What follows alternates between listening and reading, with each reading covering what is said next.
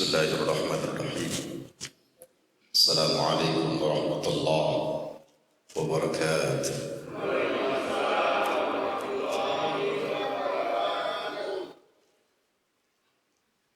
Alhamdulillahil malikil quddus, subhanadil mulki wal malakut, subhanadil izzati wal 'azamati wal qudrati wal haibati was sultan والجلال والجمال والكمال والآلاء والكبرياء والجبروت سبوح قدوس ربنا ورب الملائكة والروح سبحان الله الحمد لله ولا إله إلا الله والله أكبر ولا حول ولا قوة إلا بالله العلي العظيم أشهد أن لا إله إلا الله وحده لا شريك له وأشهد أن سيدنا محمدا عبده ورسوله لا نبي بعده اللهم صل وسلم وبارك على سيدنا وحبيبنا وشفيعنا وزورنا ومولانا محمد وعلى آله وأصحابه ومن تبعه بإحسان إلى يوم الدين وبعد فيقول الله عز وجل في كتابه الكريم وهو أصدق القائلين أعوذ بالله من الشيطان الرجيم بسم الله الرحمن الرحيم يا أيها الذين آمنوا كتب عليكم الصيام كما كتب على الذين من قبلكم لعلكم تتقون وقال رسول الله صلى الله عليه وآله وسلم كل عمل ابن آدم له إلا الصيام الصوم لي وأنا أجزي به صدق الله العظيم وصدق رسوله النبي الحبيب الكريم أو كما قال رسول الله صلى الله عليه وآله وسلم.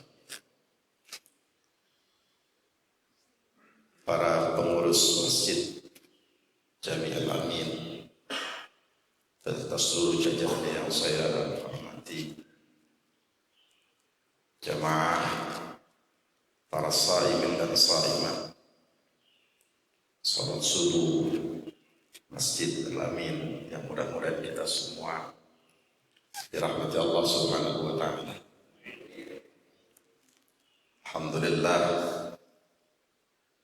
pagi ini saya bisa silaturahmi dengan sebagian dari warga dan masyarakat lingkungan Masjid Al-Amin. Mudah-mudahan wajah kita, musafahah kita senantiasa diberkahi dan diridhai oleh Allah Subhanahu wa ta'ala.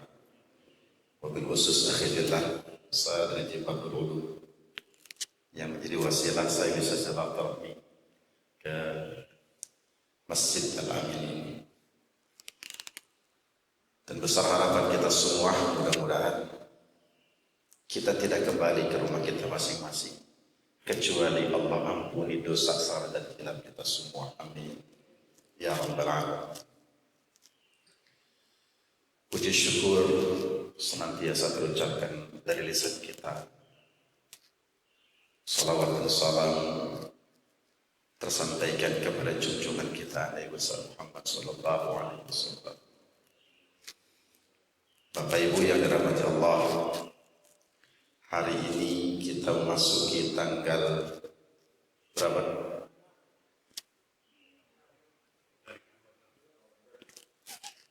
Berapa Ramadan? 26 Ramadan. Insyaallah malam ini malam ganjil. Mudah-mudahan malam ini juga harapan besar kita turunnya malam Lailatul Qadar. Amin ya rabbal alamin. Bicara persoalan Ramadan bukan hal baru buat kita. Boleh jadi Bapak dan Ibu jauh lebih paham tentang pemaknaan Ramadan itu sendiri. Kalau bicara persoalan puasa, juga bukan hal baru. Sehingga kalau merunut kepada faktor dan peristiwa yang terjadi, bicara tentang puasa itu biasa. Nggak ada yang istimewa. Kenapa saudara-saudara kita yang setiap hari di bawah garis kemiskinan itu buat makan sehingga mereka harus berpuasa, itu hal biasa. Mereka yang hidup penuh dengan kesulitan, himpitan ekonomi dan segala macamnya.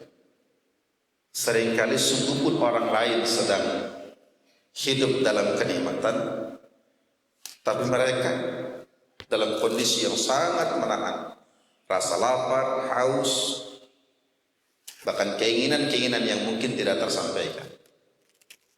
Dan itu yang menjadi motifnya adalah hawa nafsu. Itu pun hal biasa. Jadi kalau bicara persoalan puasanya tidaklah terlalu istimewa. Yang menjadi istimewa karena kehadiran Ramadan. Itu yang beda. Sehingga Allah tegaskan dalam Al-Quran itu, ya ayyuhalladzina amanu kutiba alaikumusiyam kama kutiba alal ladzina min qablikum la'allakum tattaqun. Seruannya jelas, yang dipanggilnya jelas, munadanya tuh jelas. Yang dipanggilnya siapa oleh Allah itu juga jelas. Amanu, tidak berlaku kepada setiap manusia, tidak berlaku kepada setiap orang. Ada spesifikasi tertentu yang Allah panggil buat mereka untuk mau menjalankan perintah Allah. Siapa merekanya? Amanu, yang beriman. Yang beriman punya rasa dalam dadanya, ada gejolak nilai imannya. Sehingga ketika seruan ini hadir dan muncul, hatinya tergugah. Makanya Rasul bilang, man shoma ramadhana imanan wahtisaban ghufira lahu ma taqaddama min dambi. Lagi-lagi yang menjadi bahasan Rasul, man shoma ramadhan imanan. Siapa orang yang berpuasa di bulan Ramadan, dasar utamanya, pondasinya adalah imanan, karena iman. Jadi kalau sudah karena iman, maka kita akan bisa melihat gejolaknya, kita akan bisa melihat refleksinya. Yang mereka menjalankan perintah itu ketahuan tuh, imannya cakep. Mudah-mudahan kita termasuk di dalam. Jadi kalau ada orang tidak puasa di bulan Ramadan, boleh marah nggak kita? Nggak perlu, Pak. Nggak perlu kita marah. Kenapa? Karena Allah manggilnya yang punya gejolak iman. Ingat ya, beberapa hari yang lalu ada warteg rubuh. Warteg rubuh, jatuhnya ke kali lagi, kalinya kumuh lagi. Itu kan viral tuh. Ada beberapa hari yang lalu itu kasusnya. Saya kira wartegnya kecil, paling ada 2-3 orang.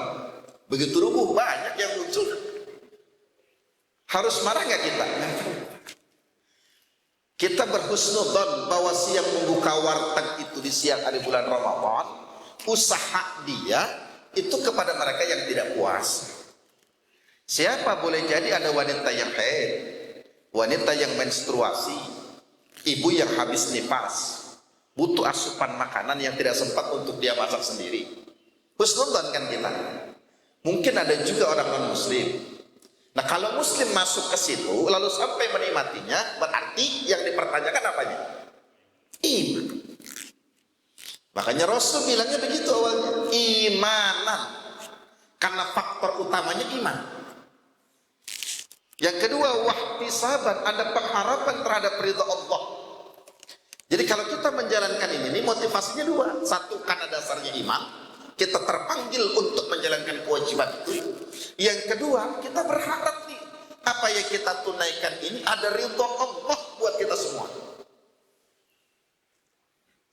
Ada seringkali orang suka bilang, Pak, ketika menginfakkan hartanya, lalu dia bilang, dari mana? Hamba Allah. Boleh nggak bilang begitu? Boleh nggak, Pak? Boleh. Hamba Allah. Ngaku mah boleh, tapi diakui belum tentu. Ngaku mah siapapun di antara kita boleh. Saya nih hamba Allah. Tapi persoalan diakui atau tidak oleh Allah, itu belum tentu, Pak. Sama, saya ini muslim, saya ini mukmin. Keimanan kita diakui atau tidak belum tentu. Ngaku mah boleh gitu.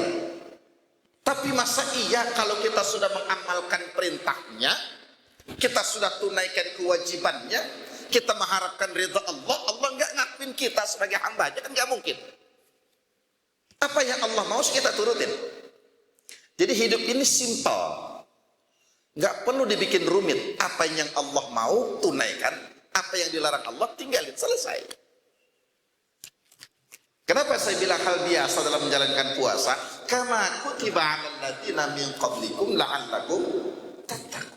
Ini kewajiban yang kita tunaikan, puasa ini sudah berlaku. Siapa yang sudah berlaku itu? Umat sebelum umat Rasulullah. Makanya Syekh Abi Zakaria bin Yahya Asy-Syaraf An-Nawawi Ad-Dimashqi dalam kitab Riyadhus Shalihin, beliau mentafsirkan makna min qablikum ay al-murad man qablina al-yahudu wan nasara.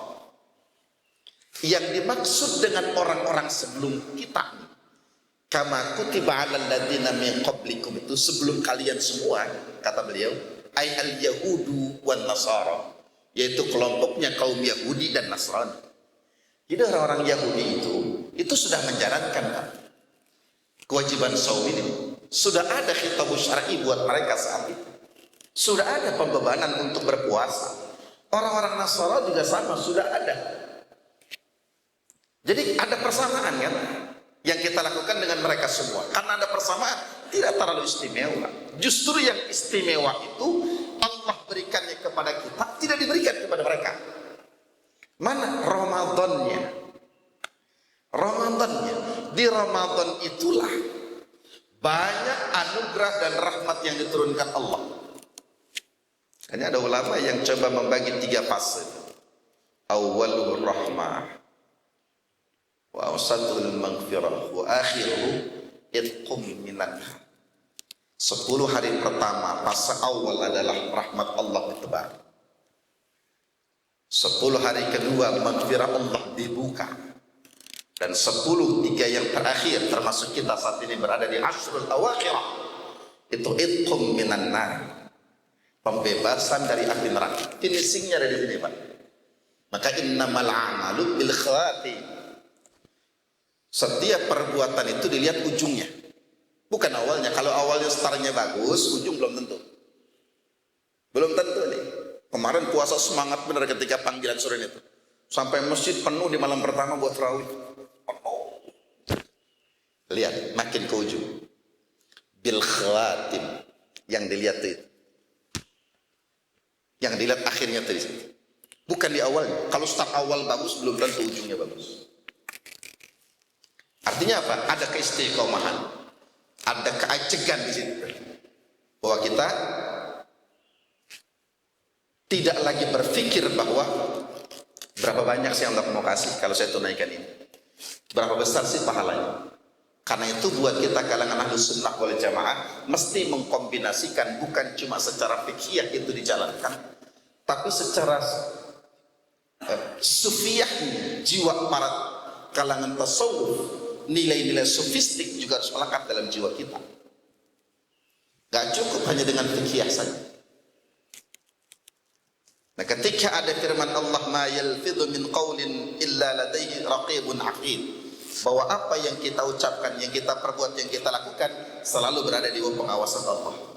Nah, munculnya rasa pengawasan itu kan jiwa-jiwa sufistik, Pak. Bahwa hidup kita ini diawasin Allah. Kalau hidup diawasin Allah, di mana saja kita berada, itu nggak akan berani bermaksiat ke Allah, nggak akan berani menentang perintah Allah. Mau ada orang atau tidak, mau ada yang melihat atau tidak, mau ada yang menyaksikan atau tidak, mau ada yang perhatiin atau tidak, yang saya tahu Allah yang sudah perhatikan saya. Nah, ini kan jiwa sufistik, Pak. Sehingga kalau jiwa ini dimunculkan, maka nggak ada orang yang berani menentang perintah Allah. Nggak ada yang berani. Ada satu ungkapan indah dari Rabi'atul Adawiyah, seorang sufi kalangan wanita. Apa ungkapan beliau? Dalam doanya beliau bilang begini, kalau saya menyembah Allah, di hati saya ada pengharapan untuk meminta dimasukkan ke dalam surganya Allah, justru jauhkan ya Rabb dari surga. Tapi kalau saya meninggalkan larangan, kemudian ada kecenderungan di hati saya untuk takut terhindar dari nerakamu, jebloskan aku ke dalamnya ya Rabb. Tapi andai aku lakukan perintah dan ku tinggalkan laranganmu, bisa meraih akan cintamu, tolong ya Rabb terima cintaku. Cakep banget dengan kalimat itu. Indah betul yang disampaikan Rabi'atul Adawiyah. Yang dicari bukan lagi seberapa besar ganjaran pahalanya. Dia nggak cari itu. Dia nggak peduli berapapun besarnya, itu urusan Allah. Biar Allah yang bekerja. Buat saya sama